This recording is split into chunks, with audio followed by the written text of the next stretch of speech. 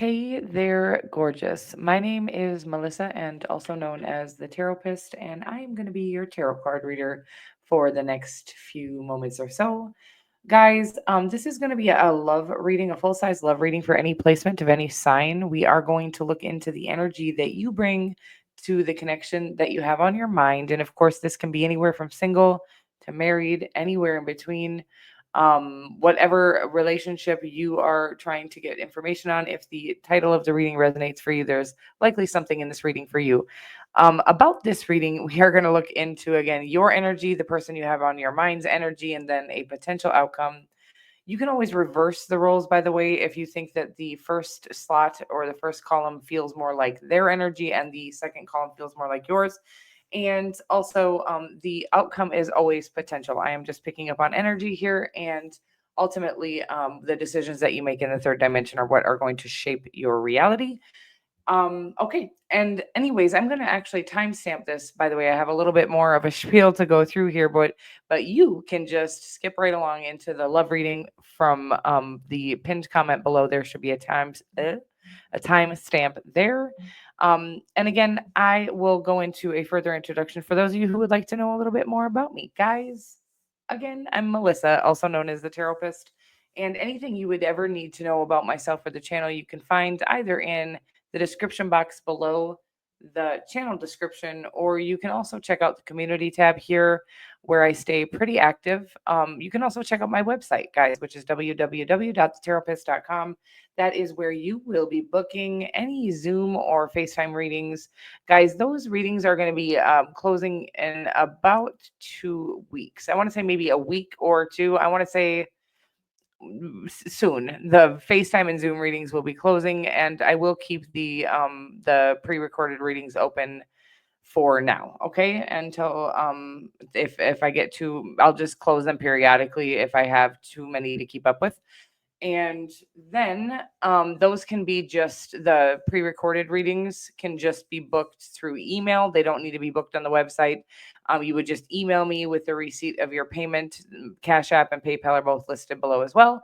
And then email me with the receipt of your payment with those questions. Okay. And then those questions will be answered with the tarot and through channeling and sent to you a link for a private YouTube video that only you and I will have access to. Okay. And we are going to get into this. Anything you need. No, I already said that part, but I do want to let you know that the readings aren't going to resonate for every single person. There's no possible way that it can. However, if you would like me to be more likely to pick up on your personal situation and energy, do make sure to engage with the channel in some or many ways. You can do that by liking, sharing, subscribing any of the videos or any of the community tab posts. And I think the most powerful and my personal favorite way for us to exchange energy is by clicking that little subscribe button below. Guys, if you do subscribe to the channel and you would like to be notified when I upload or go live in the future, go ahead and click that little bell notification icon to all. And let's start out with a little vibe from these dream guidance love messages to see what kind of relationship we're working with here. Go ahead and take some deep breaths in and out, in through your nose, out through your mouth, and just try to get very open-minded to the reading and pay attention. Use your own intuition here to guide you through this reading. I regret hurting you.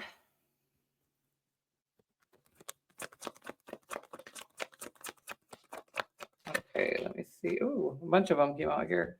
I regret hurting you. You are not giving me enough attention. I am willing to forgive. Okay, I feel like this is two different people. Okay, the two of you.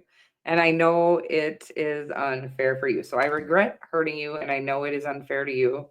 And then I see here, you are not giving me enough attention, and I am willing to forgive. Okay, so something about I can see that this person hasn't, vice versa. It could be either which way, and I'm not sure yet. We'll get more energy on when the tarot does come out, but it feels like one person is not able to give the other as much attention as they would like to. I actually feel like they would like to, by the way. So I feel like that would be relevant if you're the person that doesn't feel like they're getting enough attention. And there's something, either work or a karmic connection or something in the way here that's stopping them. Could be pride, by the way, or ego or something like that as well. So for the first position, we have the Moon card and the Seven of Swords. Yeah. So you're the one hiding your feelings out of. I'm just like getting pure petrified. Is there something petrified? Is that even a word? I mean, a petrified wood. You guys, I'm a little weird. Is petrified a word that means scared as well? I think so.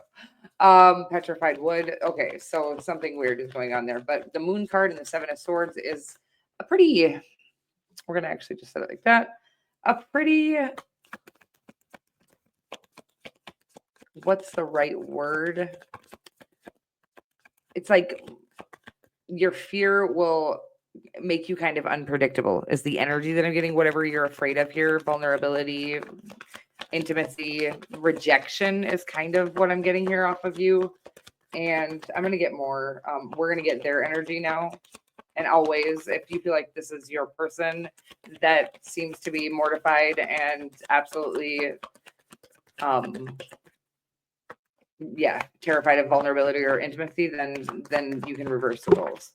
You could be a Pisces or a Cancerian, by the way. The Four of Pentacles. I was getting a new energy on the Four of Pentacles for the first time in the several years that I've been reading tarot. And it was an interesting energy because I used to hear people call it abundance and stuff like that. And it always felt like a very lack energy to me, like a hoarding energy. However, maybe sometimes a need to be more mindful is the energy that I was getting on it the other day. We're going to get more, of course. The outcome is the Two of Swords. Oof. There's a lot of fear here, but the overarching energy is the Nine of Cups. I love that energy because it's like the potential and the overall what is available here.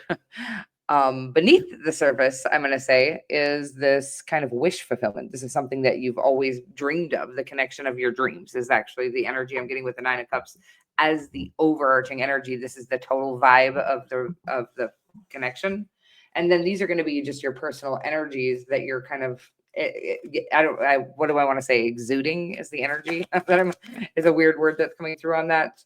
So in your energy, you have the Moon card, the Seven of Swords, the Three of Pentacles. This could be somebody you work with, and maybe that's why you're not being forthcoming about your feelings. Five of Pentacles. Whew. Three of Pentacles, Five of Pentacles. Okay. Now I feel like you're the one that feels like you're not getting enough attention. And everything feels a little jumbly, but we're going to keep going here and see what we can do. We're going to try to read this regardless of how confusing it gets for me. Four of Pentacles Star card. Your person could be an Aquarius at this time. Of course, it could be any sign, or a Virgo is also here now. Any earth sign would be possible. Any sign is always possible. Cancer and Pisces also here. Magician. Hoofda. Well, this person is certainly trying to get your attention, is what the energy that I'm getting. You have their attention. Why don't they have yours? What are you so scared of? Let's get a potential outcome here.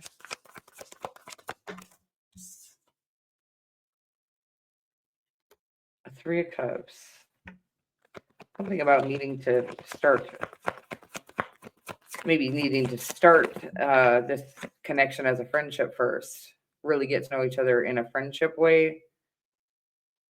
It's like how when I feel this very strong, like magnetic attraction between the two of you, which has you feeling, again, you can always reverse the roles, okay? Has you feeling petrified to be vulnerable, to be forthcoming. Again, it's like you think they're kind of neglecting you, but the reality is you're the one holding your cards close to your chest. Oh my God. Why is this so gorgeous? First of all, I love when these two cards come out together. They're just perfect coloring. And then same with the Star card kind of goes with that. It's all beautiful here. The Two of Wands. I need to take action, and then the Chariot card is the ultimate outcome here, which I absolutely love. Does represent Cancer. We do have Aries here now as well. Gemini. No, I want to say the Magician is Gemini and Virgo. I don't know if that's correct though. No, that's not. Magician. Yeah, maybe it is. Okay, guys, the outcome here. It's beautiful. However, it's like almost this need to kind of maybe pour into a friendship between the two of you.